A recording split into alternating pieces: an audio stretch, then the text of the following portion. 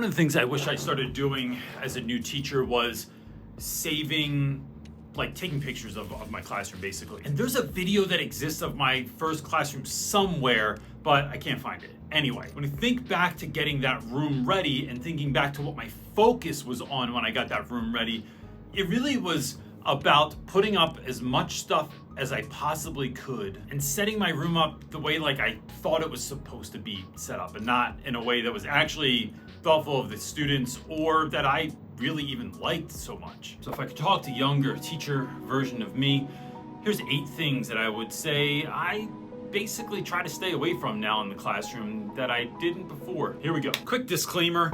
I'm not an interior decorator or anything like that. Like, I don't know anything about anything. So I'm not trying to hurt anyone's feelings. If I say something and you have it in your room, what do I know? So I just want you to know that so I don't, hurt your feelings. But the first thing I want to talk about is educational posters. Having posters that are especially smaller in size with too much text, like all the things about plot development or the entire life cycle of a cell or whatever. Too small a text, too far away, no one's sitting in their room and looking at something.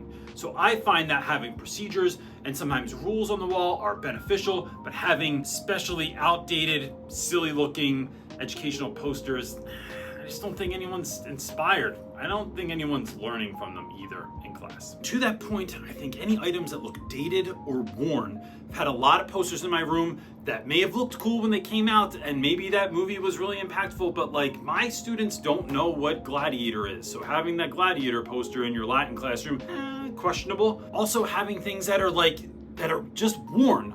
Maybe you did spend a lot of money on it 10 years ago, but is it worth keeping in your classroom? Do we want our classrooms to look vibrant, exciting, clean, neat, whatever your vibe is that you're going for? It's really leaning into that, which is why I often put my posters in frames. I get cheap ones from IKEA. You can also go to Target and get really nice frames for a little bit of money. It keeps me from having to poke holes in it, and it keeps things looking nice from year to year. Also a really big believer in function over form. I love stuff that's cute, stuff that makes your room look pretty, stuff that makes your room look cool, stuff that increases the vibe. I have any number of nonsensical things in my room that have zero educational value. For instance, whether it's a flying book or giant paper airplanes or, basically anything else behind me. However, if it's something that's getting used, I go function over form. I go, does it work, over whether or not it's cute. And the reason for this is I don't want cute to kill my flow. So for instance, there's folks that take folders and they'll staple them to the wall, and they'll have all their different class periods or their subject matter written on the front, and they're really cute folders and they got really great font or they labeled them really nice. But man, kids are just not gentle with anything. So as soon as those papers come in there, those things get ripped off the wall, your feelings are hurt and it didn't work, and now stuff's all over the floor, but wasn't a good idea to begin with. And this goes for a lot of stuff. I was at Target the other day, so this really cool looking robot head pencil dispenser thing.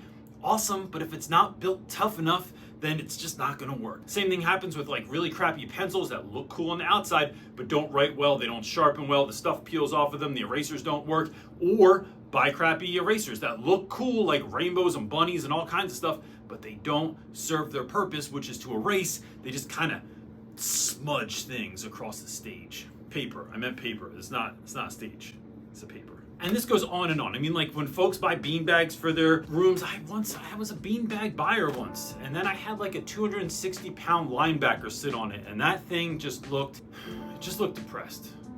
That was a pun that I didn't intend, but it works. It was a depressed beanbag. This James sat on it. I hope you're watching this, James. You remember when you killed my beanbag.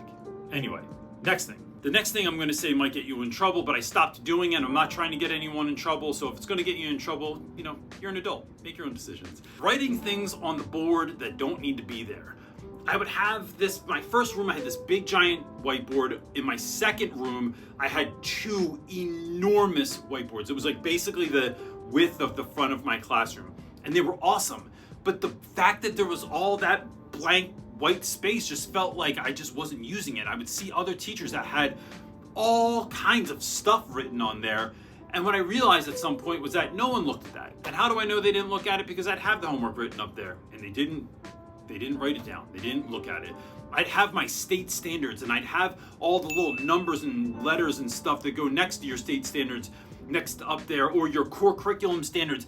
It's stuff no one looks at. I found that when I wrote my objectives on the board, it's never stopped anyone to my knowledge from coming in and saying, Reynolds, what are we doing today? so I stopped writing all that stuff. I found that less was more, and that I'd rather go simple and deep on what's on the board than wide and complex, right? And this idea of just having a lot of stuff just to have a lot of stuff, I found that it worked against me. So I had less stuff, and plus I started using slides, because then I could, when the slide was up there, I could talk about it and didn't just have to be random crap all over my board. So yeah, less stuff and less random crap on my board. Many of you, when you got your first place that wasn't your parents' place, lived a life similar to my wife and I, where we got a lot of things handed down to us, including several items that had no business being handed down to anyone. Even though you did live in the Philippines for a while and you collected a lot of macrame while you were in the Air Force, but that's a whole other story. Classrooms can become something like this too, where folks are very well-meaning, but they give you a bunch of stuff that shouldn't be used anymore. This could be pieces of furniture, it could be books, it could be, I once got a set of encyclopedias. Folks, no one's using these anymore. Go through your room and cull all the stuff that doesn't need to be there. Now, I choose to put this either in the school basement or in some rando closet, so I'm not throwing it out, I'm just removing it from my room so that it doesn't kill my flow. My room is not a storage space for your good old memories. And if you want a kid to read a classic novel, for instance, having an old tethered dog-eared page-bended version of it's not gonna inspire anyone to read it. Get a new copy, it's probably gonna cost you $10, and you might actually inspire someone to read or pick up that novel instead of the old worn and torn version that you have in your classroom. I got two more ideas for you. One is, I used to give kids access to everything. So there would just be, whether it was scissors or pencils or erasers or pens or worksheets or whatever it was that they needed, access to it. And I found that just created a mess. It created kids taking things that they didn't need, taking things for other classes. And look, in the schools I was at anyway, like resources were limited and we dreamed on a budget.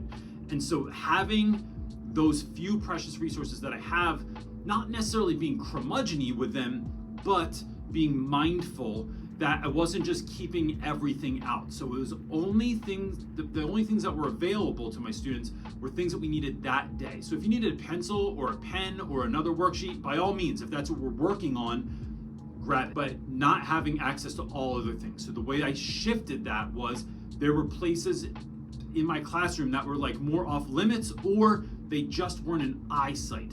So behind my desk, having drawers that were labeled, having things in my desk, having things in different lockers or cubby holes or hidden in my room. That was how I kind of got around that, because if kids see it, they'll grab it. If they can't see it, they won't grab it, and then I don't have to have some sort of uncomfortable conversation or wonder where all of my Sharpies went because somebody thought it was fun to write on their hand that day. You know what I'm talking about, Fred? I do. Fred knows what I'm talking about. Before this last tip that is an add-on, and I'm gonna go back on something I said earlier, I do want to say that we have a free summer to-do checklist. So for teachers, especially if you're just starting out, I have a fairly exhaustive list of things that I've created in a really nice format, and you can just have it for free. You'll find the link in the description box below. And in my next video, I want to talk about a handful of things that you should consider doing in your classroom that you can implement no matter what grade or subject matter you're teaching. But my final don't that I started using in my classroom was, and I said this earlier, I'm gonna take it back. I do not put rules on my walls. Why? No one ever didn't chew gum in your class because you had a don't chew gum sign on your wall. No one ever didn't drink. No one remembered their pencil. No one didn't pull out their cell phone because they saw your poster of all the things written on the wall. Instead, I use that space to put up procedures. Reminding kids how things go, how we roll when something's due, how to put your heading on, those sorts of things I do put on my wall as a reminder, because we all know that kids forget things often and leaders are repeaters. That being said, I think that as a high school teacher, maybe this is a little different in elementary school, and I'd love to know in the comments if it is, but most kids like know how to act. They're just choosing not to act. And I don't want to have that this sounds kind of woo-woo, but I don't want that negative vibe in my room by putting all these to-don'ts on the wall, unless maybe you're gonna put an equal amount or more of to-dos and positive aspects on your wall. I think that's it. Don't forget to like and subscribe and do all that YouTube-y stuff, gang. We'll see you next time with things that you should do in your classroom.